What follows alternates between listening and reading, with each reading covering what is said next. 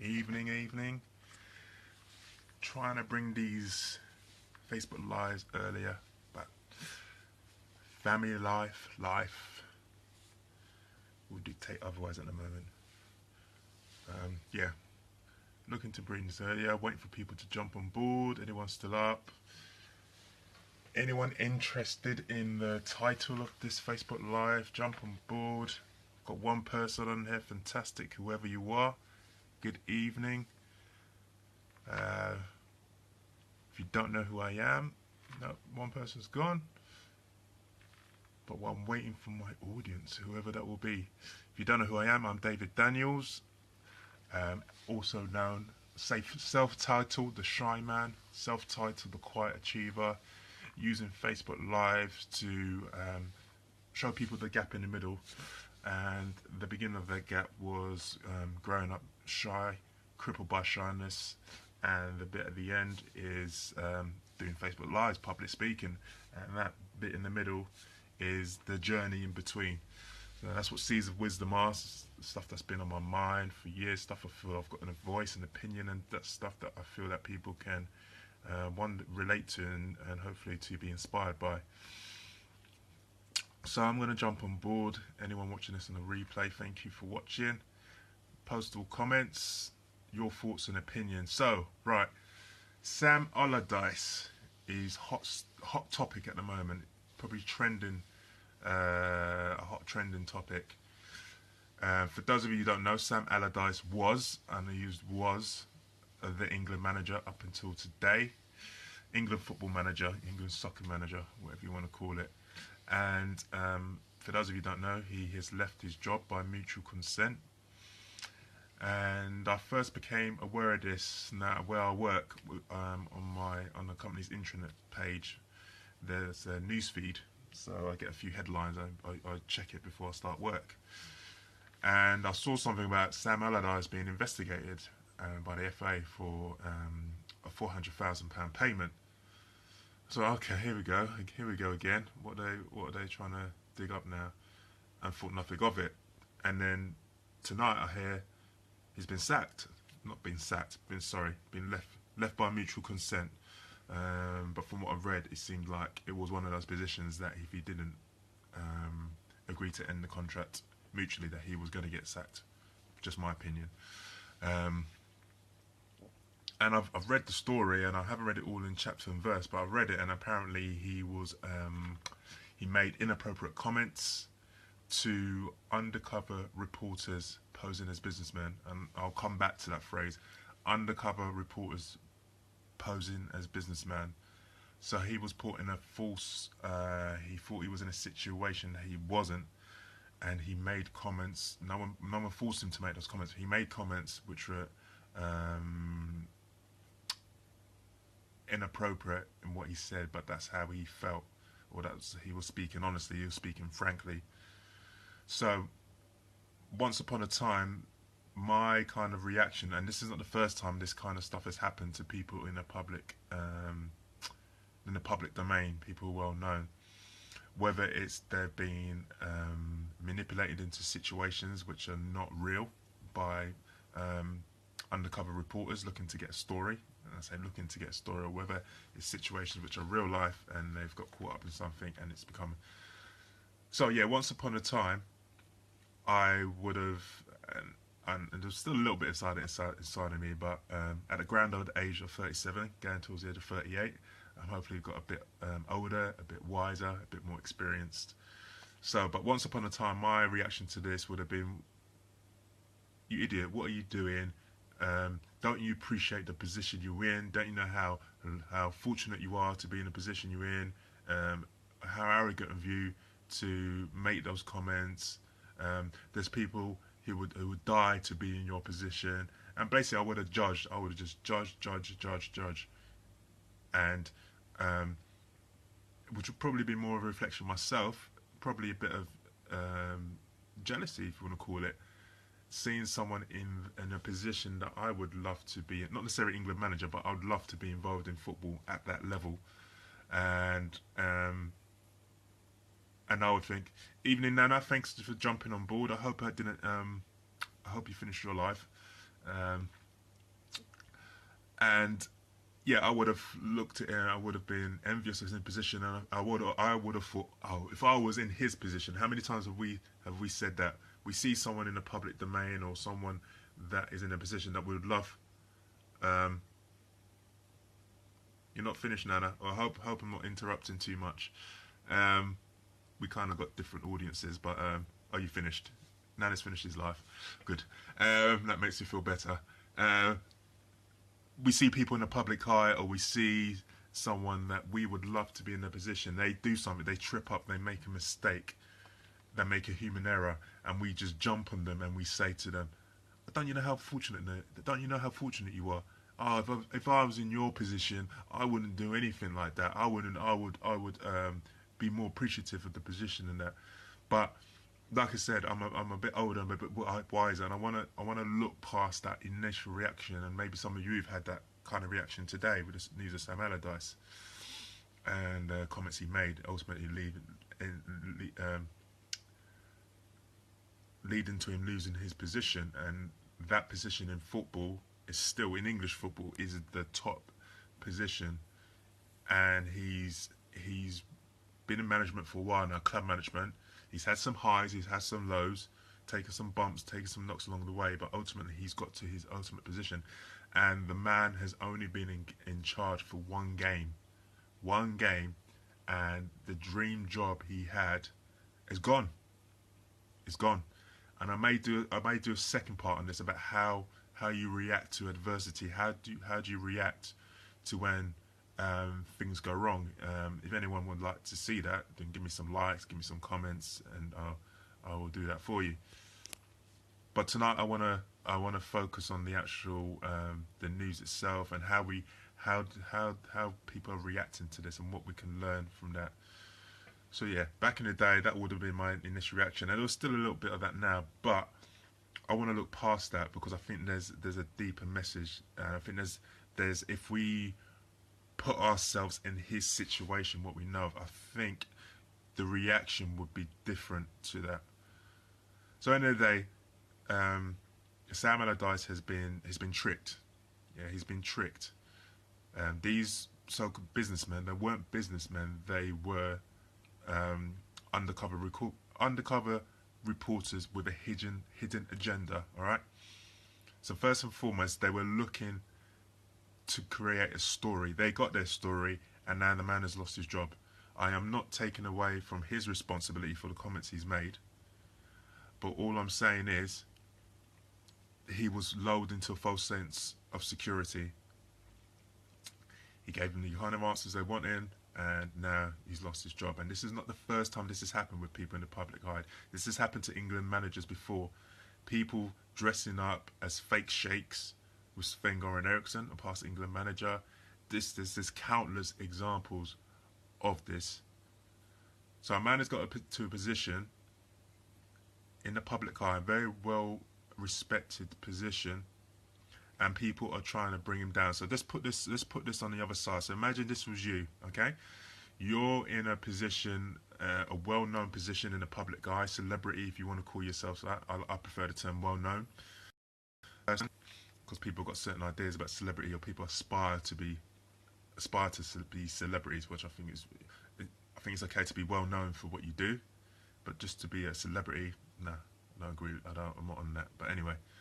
So think of this. So imagine you right now. You're in your life, and imagine the people I'm talking to. Some of you guys actually are well known. Let me not take away, but there's some of you that are not well known in terms of known by a lot of people in the public persona. So really, you can go about your business as you want. You can have thoughts. You can have comments. But imagine you're well known, but imagine you're in the public eye for what you're doing right now. And there's people who are jealous of you, there's people who are envious of you, there's people who want to use you to bring themselves up. And the way they do that is not by looking to work with you, not looking to collaborate with you, not looking to edify you or build you up. No, they want to do it by taking where you are up here and bringing you down. And there's a well-known perception in this country, whether it's true or not, I don't know, but that we tend to build people up in the public eye, in the public persona, or in the press or in the media, we'll build them up. They're great. They've got so much potential. Wayne Rooney is the next Paul Gascoigne. David Beckham is a world changer. We build and build and build them up. When they're at the top, bang, we're knocking them down. The media knocking them down, knocking them down. And I don't know why they do it. Whether it is, at the end of the day, the journalist's job description is to get stories to sell newspapers. And there's a right way of doing things and a wrong way, and I believe this way they're choosing to do it is the wrong way. But they're getting the job done as far as they're concerned. You can argue ethics, morals, yes, but they've got their story. They'll probably sell a load of newspapers. So, as far as they're concerned, job is done. But imagine you're in the public persona. You're well known for what you're doing. You're at a level here, and then all of a sudden, and some of you guys are experiencing this in your life already. You've got people, haters, you want to call them, who are trying to bring you down. And look at the lengths these reporters went to bring this man down. Look at the lengths they went to. Look at the lengths that people have gone to in the past, dressing up as sheikhs, doing a whole heap of things to bring people down, to knock them down a peg or two, if you want to use that phrase. Maybe they think these people are too arrogant. Maybe getting arrogance confused with confidence. And again, a lot of this stuff is down to people's, one is, for a job, for the reports, but a lot of it's down to people's insecurities about their own lives or being envious of that person. And when maybe wanted to taking satisfaction in seeing that person stumble, seeing that person failing, because in this world, in this environment, generally we see failure as in a negative sense. There's some people who succeed through failing numerous times, but failure is always it's usually seen to be, oh, he's failed, or there's something wrong with you if you failed, and we need to make moves to challenge that. We need to be not afraid to fail. We need to be prepared or a bit accepting to look for failure as a way of learning, but it's not, the general consensus is not like that at the moment. So they want to see people fail. They want to see Jose Mourinho, former Chelsea manager, a very successful manager. He goes in, he builds teams, he buys players, he wins trophies for a few years, and then he leaves. That's what he's been doing for the last 4 or 5 jobs. Now, his last job before where he is now, Chelsea, he won the Championship, the Premier League in the first season. Second season, they were heading towards relegation. He lost the dressing room. It's well documented. He lost the dressing room in terms of the player support. He did some things that people didn't agree with, and then he got the sack. Now, Jose Mourinho is a very confident man. Some will say a very arrogant man. Sometimes you need to have a bit of arrogance. Maybe it's something I'll touch on in the future video, something I'll explore, arrogance and confidence, as arrogance got a place in this world. But yeah, I'll use the word confidence for Jose Mourinho. He's very, very confident, a very confident man. And when he got the sack, I'm sure there were people out there who thought, yeah, that's great, take him down a peg or two, make him less arrogant. Who does he think he is? Look. And all that, and all the rest of it. So I want to imagine you're in this position, and you're at the top of your game. You're in the public persona, and there's people who want to take you down. And look, like I said, look at the lengths that people would take. Would you go to those lengths just because you're jealous of someone, just because you think someone is arrogant? Would you go to these kind of lengths to bring them down a peg, or to make them lose a position that they value? And I'm not for any 1 minute. Sam Allardyce made those comments of his own accord, so he has to, and at the end of the day he recognised that the comments would cost him his job. So that's the first thing. When the people in the public eye, is that right? Is that fair? Just because they're in a well-known position. At the end of the day, football. Why is football so? Why does it have such power in this world. It's just, and I'm a football man. This is I'm looking at it from a kind of abstract point of view. At the end of the day, it's 22 players kicking a ball around. There are more important things, and sport can help people in so many different ways. I am not discounting that, but at the end of the day, there are people, nurses, doctors, all the rest of it, who are working tirelessly, fighting to get on the NHS anyway, junior doctors fighting to get the contract they think they deserve. And I'm not saying nurses and doctors are better than footballers, because footballers have the ability to inspire people and to change people's lives. And if you can do that in any position you're in, then all credit to you. But what I'm saying is football, and some people treat football as a religion, some people treat football as life and death, and it's not a life and death situation. That's all I'm trying to say. But thank you for joining, Autumn. Hope you enjoy this one. I've managed to get football in my Facebook Live. Don't tell anyone. So I kind of lost my train of thought. So yeah, firstly, yeah, all right. If you're in the public eye and you've got people trying to bring you down, how would you feel? People going to those lengths to try and why? To go into those lengths to try and bring you down. How would that make you feel? So let's just have a look behind the fence. Let's look at Sam Allardyce and put ourselves in that situation where you're in a position, and some of you probably are. You've worked hard to get to where you are. You're well known, but there are people who haven't put in the work, who are jealous of you, who would take satisfaction in you failing, or maybe losing the status that you have, and will go to certain lengths, maybe extreme lengths, to bring you down. How would you make that feel? How would that make you feel? Right, point number one. Right, point number two. Right, the comments he made. The comments he made. Yes, inappropriate. Yes. Was that his faults? Were those his honest faults? Yes. Question for you guys: do you have faults? Imagine. Let's put it this way. Imagine that every fault that you had would be broadcast aloud.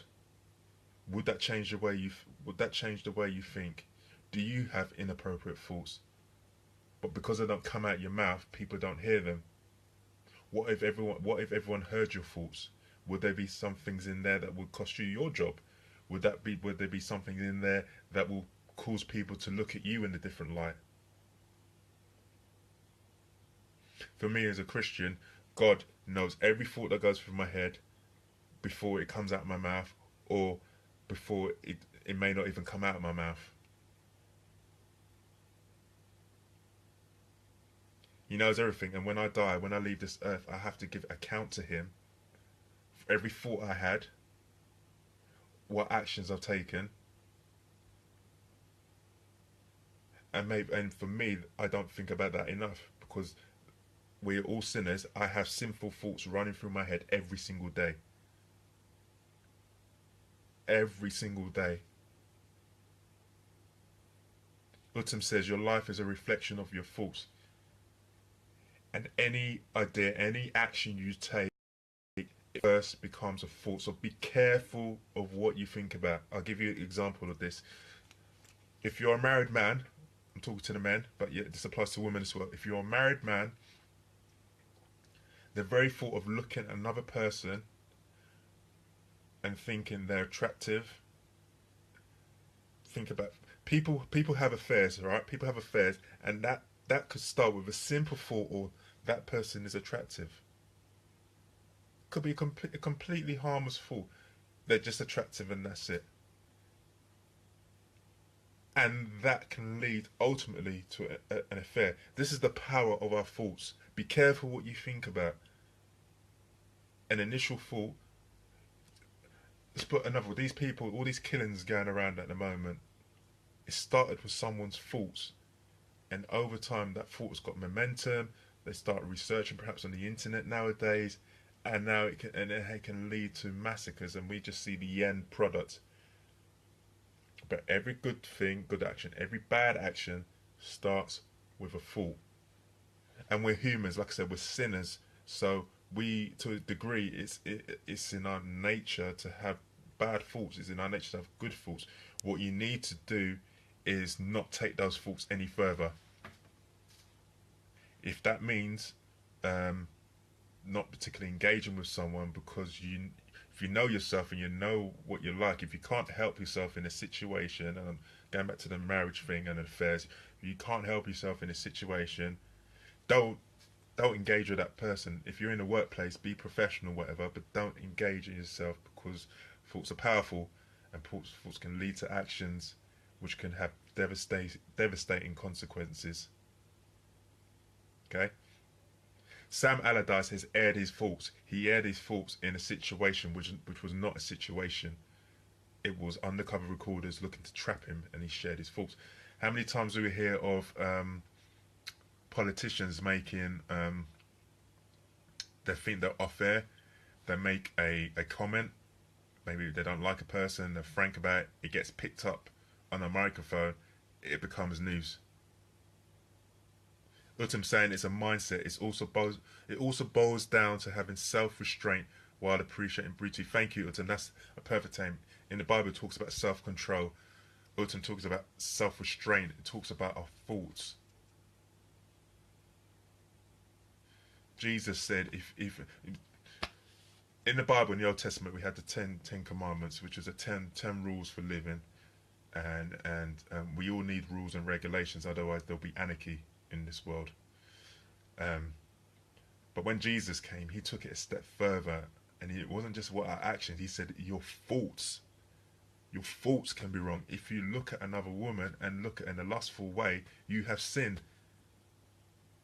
He just took it to a different level. It wasn't just a wrongful action. You could have wrongful thoughts and you've sinned. And as humans, we have bad thoughts, we have good thoughts. But like Autumn says, it's about self-restraining, is not giving those bad thoughts any ground to fertilize. I title my stuff Seeds of Wisdom, but we can also have seeds of negativity. We can also have seeds of wrongful action. So the seeds will be there, but don't give them water. Don't give them the opportunity to grow roots, to sprout up. Any person, I'm just using this example, has had an affair, who've been married, usually may start with just a simple thought.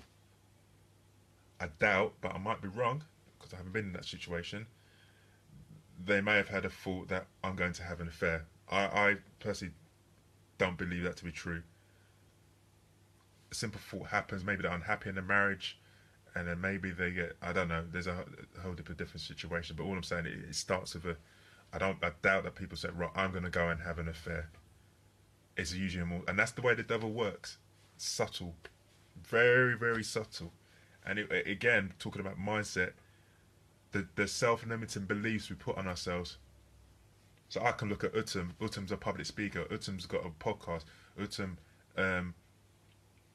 is making moves in the public speaking, self-development, coaching industries. And I can look at Utam. We're about the same age, but Utam has Utam's been doing this for a lot longer than me. I've only just started going, really. But I can look at Utam, and we're not comparing equals against equals, but I can look at Utam and think, oh, Utam's doing this, I'm doing this, oh, I'm not making as much progress as Utam. I can't, and I did have these self-limiting beliefs when I got started on this speaking career. Ask Utam, he'll tell you, he knows firsthand. Oh, Utam's doing this, Utam's doing that, I can't do this, I can't do that. Self-limiting beliefs. Who's to say I can't do what Utam? Who's to say my journey is different to Utam's? Let's put it that way. So I can look at Utam, I can use him as an inspiration. I can look at him as an inspiration. I can look to model some of the behaviours. I can look to speak to him, spend time with him, have him as a mentorship. Yeah, I'll come back to your comments, Utam. I'm in my flow. I can look to him for mentorship and all the rest of it, but I am not Utam, and Utam is not me. We're on different paths. We may cross lanes at certain times, but ultimately we're on different paths. We may be doing the same thing, but we may attract different people. No person's journey is exactly the same. Sam Allardyce was the England manager. Roy Hodgson was the previous England manager before that. Both England managers, but their journeys, you can argue maybe they've taken similar journeys in terms of the clubs they've managed and blah blah blah. But never exactly the same. No person's journey is exactly the same. So you can't always compare like for like, because like is not like. Similarities, yes, but it's not the same.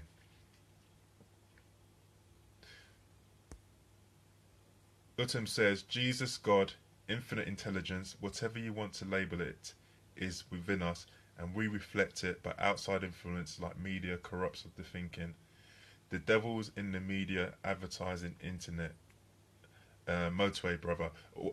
Um, a little while ago, it's actually on Utum's podcast, I had a moment of inspiration and I started talking about motorway lanes and how we're all in different lanes. You've got slow lane, fast, medium lane, fast lane, you've got the service station, and where we are on our journey in life, we can move between lanes. And I just use that as an analogy to try and help people who perhaps feel they're inferior to others, who feel that they're not making as much progress as others. Ultimately, I've got another analogy similar to that. I'm working. I had it. The thought come yesterday. I'm going to share that at some point. So that's what Autumn means when he says motorway brother. And I'm hoping to get my train of thought back. So yeah, just imagine that every thought that you had was out there. Would you change the way you think, knowing that people can hear what you said? What we choose to come out of our mouths, how we conduct ourselves, gives people a certain perception of us. And there's people, they say they have a public face and they have a private face. And sometimes it's good to be like that. Sometimes you don't want everything shared. Like I did some videos on relationships. Someone asked me to share a bit more of my story, reminded me that I was going to share a bit more story. So I did a kind of a 3-part series on relationships. And as I'm speaking, I've had another.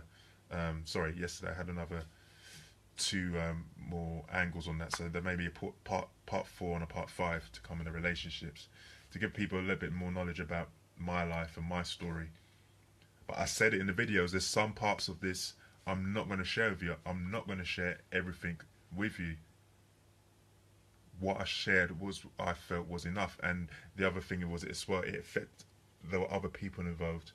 And I chose to share some of that on social media to try, again, people to relate to and to be inspired by. But not everyone has chosen to go down that route.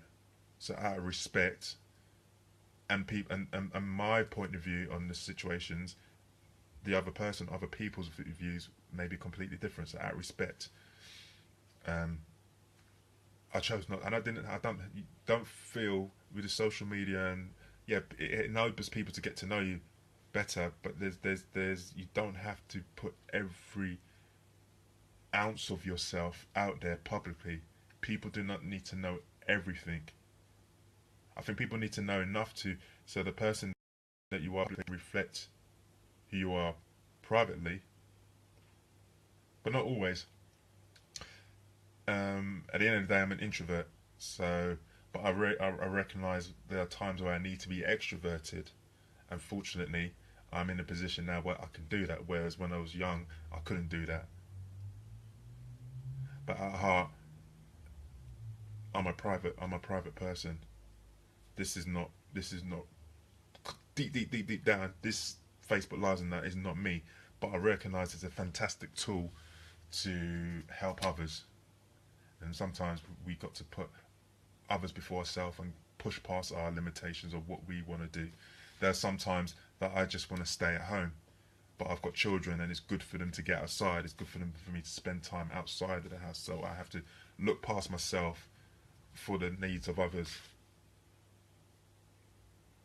But imagine if everything in those videos, imagine that if everyone had access to my thoughts and knew exactly everything that happened, that would make me feel uncomfortable. Would that make you feel uncomfortable? there are some things that we share with people privately. Hey Jex, how you doing? Thanks for coming on. Um, I'm just talking about Sam Allardyce, what's happened to him, and what we can learn from that, and how we can move from the initial reactions of, oh, he's stupid, how could he, why is he doing that, doesn't he know what a great position he is in, and kind of looking from that initial reaction to kind of look deeper and see what we can take away from that. I think there's more to these situations happening than just that initial kind of reaction, kind of judging. Um, so yeah, that's what I'm talking about. I've lost my train of thought. I'll get there. So yeah, imagine every thought you had was verbalized. Yeah, I was talking about Facebook Lives and my kind of personal story. I would not feel comfortable for everyone to know everything. Sometimes we share things in private with people. Like, look, we have WhatsApp now, which is private messenger, encrypted messengers. I think Facebook Messenger now are doing the same technology because there's value in privacy. Not everything, and sometimes not. We don't need as much as we got Freedom of Information Act. We got this and that. There are certain details which are sensitive. We do not need to know. When I was young, I used to think of a very angry person and temper. I used to run around and be righteous, and I need to know everything. Blah blah blah, this and that about my family. There's things I found out that I should have known about earlier. But it got to a stage where I thought, I know what I know, and what I don't know, I don't know. And if the stuff is affecting me more and is stopping me from living my life, then I need to stop. I don't need to know every little I don't need to know every little detail about my mum's life, how she grew up, blah blah blah. We don't. I don't need to know everything. And sometimes we feel like there's this desire in us, or in the public, and we need to know everything. We need to know every little detail about people's personal lives if they're politicians and blah blah. We're human. We all make mistakes, and we kind of use that. I'm using politicians now to kind of hang them up, out to dry. They made this mistake. They made that mistake. Therefore, they can't be in their position anymore. And that's it. It's kind of like once they've failed. For some people, we're looking at Sam Allardyce and thinking, right, game over. That's it for him. He's messed up. He's had a great position, and now he's messed it up. Therefore, that's the end for him. There's no forgiveness there. There's no sign of mercy there. We're just judging. Point the figure back at you. What could people say about you? What could people judge you about? We all mess up. We all make mistakes. We all do things that we're not proud of, that we'd rather forget. How many people now will use this thing against Sam Allardyce against him and drag it up and drag it up and drag it up against him?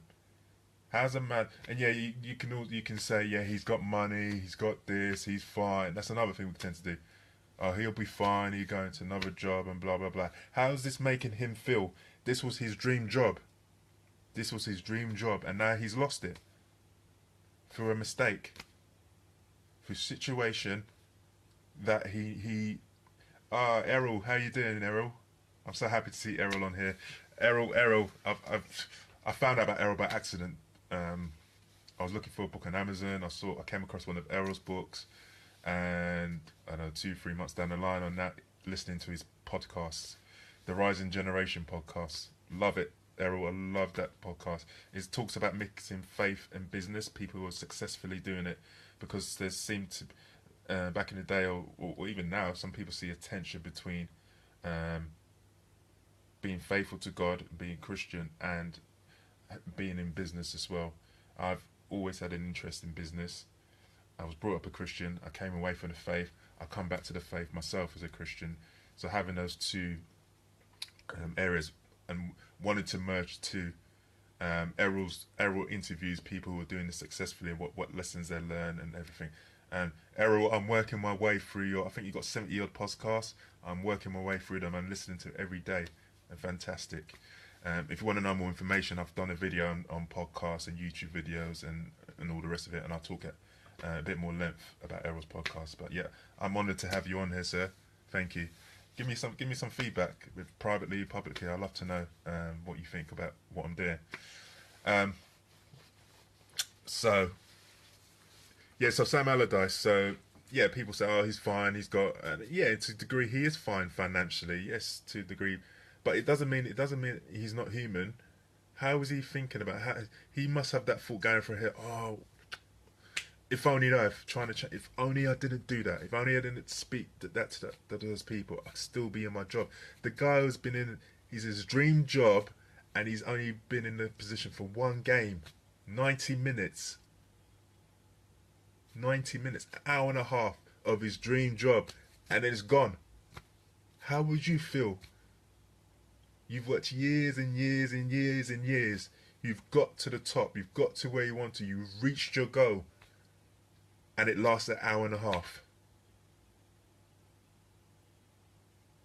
And some people will disagree with me. Some people will say, well, he doesn't deserve my sympathy. He doesn't deserve my mercy. He made a mistake, this and that. End of the day, he's a human being. Let's break it down. Let's forget the money he's on, the money he's earned, blah, blah. End of the day, he's a human being. He goes to the toilet the same way as you and I do. He bleeds the same colour blood. At the end of the day, he's a human being. And we all need to stop being so judgmental and show more mercy. Show more forgiveness. Yes, there are times where people who will commit crimes and they need to be punished, and rightly so. We can't just always have an environment of, yeah, you've messed up, blah, blah, blah, you're going to get forgiven, forget that, and just move on. There are times where there's some things we do will have implications. And for Sam Allardyce, he's losing his job. For others, it will be imprisonment. But once that sentence is served, we all deserve a second chance. Jesus, God, he didn't give us a second chance. He gave us a third chance, a fourth chance, a fifth chance, a sixth chance. He gives us unlimited chances. Right up until we're on our deathbed, if we say to God, please God, forgive me, I'm a sinner, on our deathbed, he will forgive us. How amazing is that? We need to model some of that. We need to be more empathetic to other people. Look past your initial thoughts. And I'm feeling for Sam Allardyce at the moment. Not all of you agree with that. Yeah, like I said, once upon a time I'd have just judged. But I'm feeling for the guy, man. He's had a few knocks in his career. He's had a few health problems due to the pressures of top flight football management. What some of you might not realise, before he got the England manager's job, I think I'm right. It's either getting mutual consent or he got sacked. He got sacked from his last job, I think, at West Ham. The fans didn't like the way he played, the football style he played. And again, I might do a part 2 on this about how do you react to adversity? How do you react when things don't go your way? How do you react to failure? Because at the end of the day, he went from that to getting the top England manager's job, and now he's gone down again. How is he going to react? And I'm gonna follow it and maybe use him as a continued case study as such to talk about my point about failure, adversity, how to react to it. What is he thinking right now in his house? The press have gone, the media have gone. He's in his house. He's with his wife. What is he thinking? Oh, messed up. How many times have we had that? I've done something. I wish I could turn the clock back. I've messed up. But what's done is done. He can't change it. He can't change it. So the kind of two main things I want you guys to take away is, one, appreciate the position that he's in, and appreciate that people are deliberately wanted him to trip up, and he's fallen into their trap. Are there people in your life, are there people trying to do the same to you? How does that feel? How does that make you feel? How does it... At the end of the day, Sam Allardyce it's part of his job now, being in the public, addressing the media, having a relationship with the media. But he knows that people were trying to trip him up all the time. He knows people trying to off guard. But then, does that stop him from being a... No, he's lost his job. Or he's left by mutual consent. He doesn't have the England job anymore. He's gone. He's gone. There's only one England manager's job. Yes, there are thousands and thousands of um, club management jobs, but there's only one England manager's job. So he's gone. That's his dream position. Done. Finished. Yes, he might get a payout financially, whatever, but I'm sure that doesn't mean an ounce to him. Doesn't mean anything to him. He wanted that job. No amount of money in the world. Yeah, exactly. Exactly, Nana. He only got the job the other day. He's only been in the job. Forget the training or whatever. You talk about game time, time on the pitch. An hour and a half, 90 minutes. 90 minutes. That's it. And job gone. Could have been just. He might wake up and say, "Was that all a dream? Did I actually have the job?" That's how briefly it lasted. That's how briefly it lasted. And I'm sure there'll be things that he takes away. He's a it seems to be a resilient man, but this one will hurt him. This one will really, really hurt him. I'm sure this one will pain him because, like I said, there's only one England manager's job in the male football. Yeah, Big. It was all a dream. Yes, exactly. Um, so yeah, let's have some empathy. He's in a public persona. People are trying to bring him down. If you guys are in that position as well, we all have it to a degree. The devil is always trying to trip us up. We all have it to a degree. But when you got people as well and organizations, the media, and they have experience in doing this. They're very clever at what they're doing. This pretending to be other people, and that there's a long track record of them doing this. So how would that make you feel? And secondly, how would you feel if all your thoughts, everything you thought, everything you say to yourself, was all out in the open and everyone could hear it? Would you change what you say? I think we all would. There's some thoughts that we want to just keep in our head for ourselves. On my mind at the moment is to keep a journal, keep a diary of significant moments in my life. I used to keep a diary when I was a youngster, and so I wrote something in there about something that happened to me and my friends. My mum read it. She found out what happened about a situation, and then we obviously got addressed about that. That was me putting my thoughts down on paper, which was private, but putting it on a medium, which obviously if someone found, they could read all my thoughts. That's what happened. I did not want those thoughts to be shared. So from that day, I said, I'm not doing this diary thing anymore. And I got rid of it. I would have loved to. There would have been value in keeping it for me to reflect on my thoughts. So even me doing my journal that I'm going to do, it's not going to be all chapter and verse. I'm not going to be putting things down about how I feel about other people and that, because it could do damage if people were to find it. It will just be like general thoughts, general how I'm feeling, pictures, audios, and things like that. So if your thoughts are out there, they can cause damage to other people. Does that mean we don't have the right to be angry at people at times? No, we can be angry at people. Sometimes we're angry at them, but we don't vocalize that. We just think that in our head. But what would it be like if um, those thoughts were out? Those things were out. I think there's a film called, is it Liar Liar by Jim Carrey, where he basically, yeah, I just thought of that. Liar Liar by Jim Carrey, good example, where I think he was a lawyer or something like that, and he used to lie as part of his job, and then something happens to him and he can't stop telling the truth. And then I haven't watched the film in its entirety, but it's Jim Carrey, obviously a comedian, so it's quite comical, but it does bring home a point about what happens when everything that's on his mind he says. So if you think someone is an idiot, he will just say it. You're an idiot. That could be the first time I'm meeting that person. They may get to know that person and not realise that they're absolutely fine. But what would that person feel like if you knew that they were thinking that you thought that they were an idiot? It does have an effect. So Sam Allardyce has shared some private thoughts. He thought he was having a private conversation, and there was value in privacy, and like I say, having private conversations.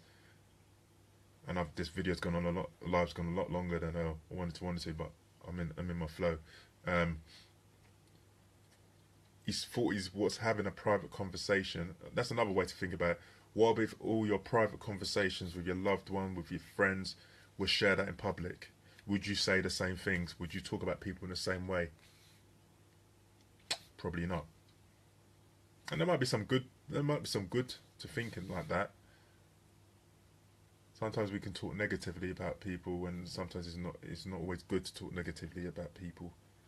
So maybe if it stopped that kind of behaviour, then great. But at the end of the day, it will change who we are. And like I say, Sam Allardyce can choose now. One way he could react would be to lock himself in his house. But I'm not talking to no one. I'm not talking to anyone at all, because they may have a hidden agenda. But that will stop him being a human being, because as human beings, we were made, we were designed to interact with one another. And some people do react like that to some things that happen, justifiably. Something's really happened to it, and it changes the way they treat people. And you got to respect that in terms of what has happened to them. But if Allardyce was to choose that, it would stop him being a human being. I think that would be sad.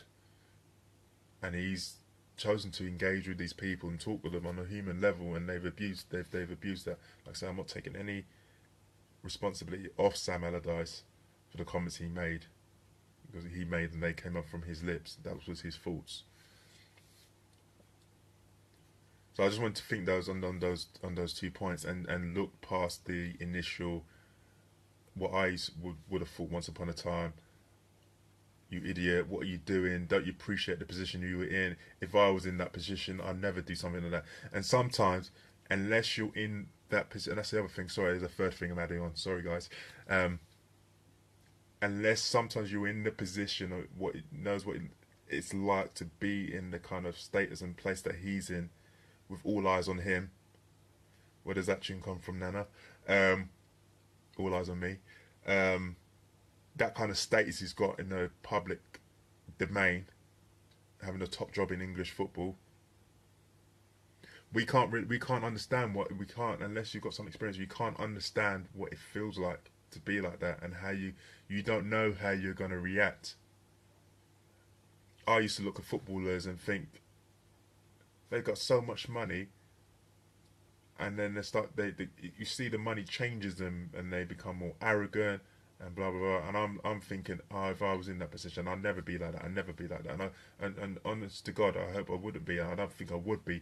But you don't know. You don't know when there's these players are having well done, Nana, a 2-pack. You don't know. You don't know what you're going to be like. Before I got married, before I was a single man, and that, if I was a footballer, if I had a girlfriend, but then I'm a footballer and girls are throwing themselves all over me because of what they want to be seen with a footballer as well known, they see me as one person. I don't know what I can say it. I can say, oh, I wouldn't be affected by that. But when you're actually in that situation, how do you know you're going to react? How are you going to feel? Because as you progress on in life, you change. Nana, yeah, it was you, Nana, who said it. I love this. I'll keep talking about this snake analogy. I am David Daniels, but I'm like 15, 16 skins shredded, gone. I'm no longer the boy who was crippled by shyness, but I'm still David Daniels. So the way I think now is different to the way I thought when I was a child. And when I was a child, I never saw myself as I am now. So now I'm different. If you ask me, would I be doing these Facebook Lives? Would I have the confidence to speak about subjects like this as a child? No, but I'm in that position now. So we've got to have a little bit of appreciation for people who are in a position that we don't know, we don't have an experience of. I'm not excusing what they're doing, but all I'm saying is, just think about what it could be like to be in their position, to have, the more successful you are, the more temptations there are, and all the rest of it. I'm using footballers as an example because I'm talking about Sam Allardyce. So all these young footballers, and that's why people start to recognise they need education, they need guidance, they need mentorship. Alex Ferguson, one of the most successful British football managers, consistently nurtured, coached young, gifted players. Classic example was Ryan Giggs, and he was like a father figure. He was very strict and blah, but Ryan Giggs needed that. Otherwise, he could have fallen off the wayside. So we all need guidance. We all need to educate. We all need someone to look out for us. Imagine again being a footballer, being surrounded by people who are there because of who they see you to be. They're there because of the money you earn. They're not your true friends. How would it feel to have not people around who are not true friends, who've got hidden agendas, who want to ride off the back of your success? I don't know what that feels like. So how can I then judge people? Yeah, I can have an opinion. How can I judge people and I kind of look down on them and think I'm that's the kind of thing, think that I'm better than them because I haven't done that. End of the day, we all sin, we all fall short, we all do things that we shouldn't have. And yeah, in this world, we kind of grade sin. So we look at a person who steals a penny sweet. If they actually have penny sweets nowadays, steals a penny sweet from the shop, and then we look at someone who has mugged someone, and we'll probably say the mugger is worse than the person who's stolen a sweet. And yes, in the judicial system, yes, there has to be I agree. There has to be a level of sentencing. I don't think it's appropriate to jail a person for life for stealing a penny sweet, and then someone who's murdered someone. By the end of the day, God, sin is sin. Whether it's penny sweet stealing or mugging a person or murdering someone, sin is sin, and there's got to be a punishment for that. And we see the person who's mugged someone as better than someone who's stolen a penny sweet. They've all fallen short of the mark. They've done something that is wrong. They both need forgiveness at the same time.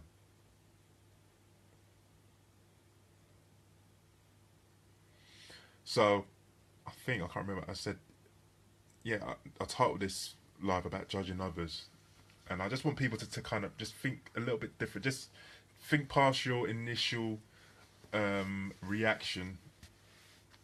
Nothing wrong with having that. We're all human. We see something, and unless you condition yourself to just take time, take the measure, we see something, we react to it, and sometimes there's nothing wrong with that.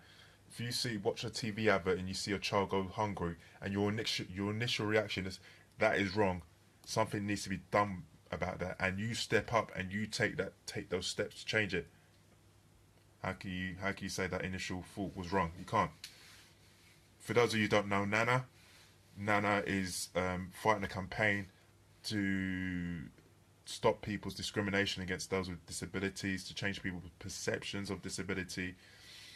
Instead of looking at disability, looking at people's unique ability. And Nana is doing that because he does not accept the situation. He's a man who's gone through his own challenges on this, and now he's taking the steps to help others. I myself am so dissatisfied with the general state education system that I'm going to do something about it, God willing. I've seen it, I've moaned about it, and then for me, my mantra is, not mantra, one of my sayings I have to myself is, it's okay to moan about something, but sooner or later, you either got to shut up, stop moaning, accept the situation and deal with it, or do something about it and also pray about it continuously, or do something about it. I've talked to too long, I've spoken to people for too long, 20 minutes, chewing off their ear about my experience of the state education system, my daughter's experience of the state education system, my family in terms of them being teachers, my dissatisfaction with it. I've talked for too long about I either need to shut up and stop talking and moaning to people or do something about it, and I'm planning to do something about it. So there's nothing wrong with initial thoughts and that, but we've got to look past that. And I just want people to, I'm using Sam Allardyce as an example. There's many more examples, probably examples in your own life about when people mess up, when people make mistakes, how do we react? How do we judge? Do we empathise or do we criticise? And which one do you do more of? Trust me, you can disagree with me, but I bet the person who's criticising themselves the most is Sam Allardyce right now. He's probably his own biggest critic. No one else, and you're going to get your pundits and your analysts and your experts saying this, that, and the other, who's stupid. But no one person is probably criticising themselves more right now than Sam Allardyce. But what's done is done. He can't do anything about it now. And the thing is, when we criticise, when we judge these people, we judge them for a moment and then we move on with our own lives. Sam Allardyce is going to wake up tomorrow and know he's not the England manager anymore. And what does he do with that? When all the critics have moved on to their next person and their next story, or carrying on with their own lives, what does Sam Allardyce do? What does Sam Allardyce do tomorrow, the day after he's lost his England job, the dream job, the job he's been working towards all his life, and he's been in the job for 90 minutes, an hour and a half?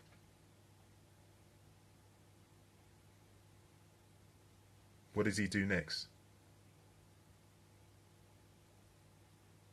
What do we do when we mess up, when we fail, when we don't reach the standards that we wanted, when we let ourselves down, we let our family down? That's another thing people say, oh, he's let, there's somebody say he's let the country down, he's let the nation down, how dare he, blah, blah, blah. What about you? What about when you let yourself down? Just because you haven't got the nation um, being affected by what you do, how do you react to that? What's different about Sam Allardyce? He's a human being. So let's stop judging people, especially those in the public domain, the public arena. They're human beings at the end of the day. Let's have an appreciation for the kind of challenges they face, and I think that's why we have more lead. Sorry, we have less leaders and more followers, because leaders have to step out. Yeah, Utum is a leader. Nana is a leader. Errol is a leader. Jex, I've only just got to start knowing about you, but I think you're involved in interior design. Anyway, you're doing your Facebook lives. You'll lead in terms of doing Facebook live. You're stepping out from the crowd. You're leading, and when you're leading, when the majority are here, all looking up, all following, all playing it safe to some degree. Not everyone's called to be a leader, but I think definitely more people are called to be leaders than there are at the moment. And I've done that. I've done that in my working career. I've had opportunities to lead, to be a team leader, to be a manager, and I've played it safe. But when you're a leader and you're up there, there's some you just want to bring you down, back to their level, back in the comfort zone. So Sam Allardyce is a leader. Whenever you're a leader, people will try and bring you down. Where I am in my life, I realise God has given me a gift. God has given me a chance to make my life. Any parent as well, parents are leaders as well. But God has called me to do, God's told me, He's telling me, or recognising myself, that I need to stop playing it safe. I need to step up. I need to make a laugh. I need to make a laugh. I need to make a mark. I need to be part of a legacy so big that when I'm gone on this earth, someone else will take up the baton. Could be my son, could be colleagues, associates, what have you. I need to stand out from the crowd, and it's not through arrogance. I do, like I say, I'm a private person. I'd much rather, if I could get someone else to do it as such, I'll do that. So it's not about, but then I've got to pray and be careful that when I do step up, then those attributes, those negative things that do come with leadership, greed, power, control, I've got to be careful. I've got to pray. I've got to have good people around me. I've got a strong relationship with God, that I don't get tainted by that and then fall into those ways, into that trap of getting greedy, of getting powerful, of craving control, or being motivated by those things. But I need to step up. I need to step up. So I hope you guys have taken some value from this. I hope you guys will just have it when you've had your initial thoughts. And the world we live in, this will happen again. Unfortunately, there will be someone else this happens to.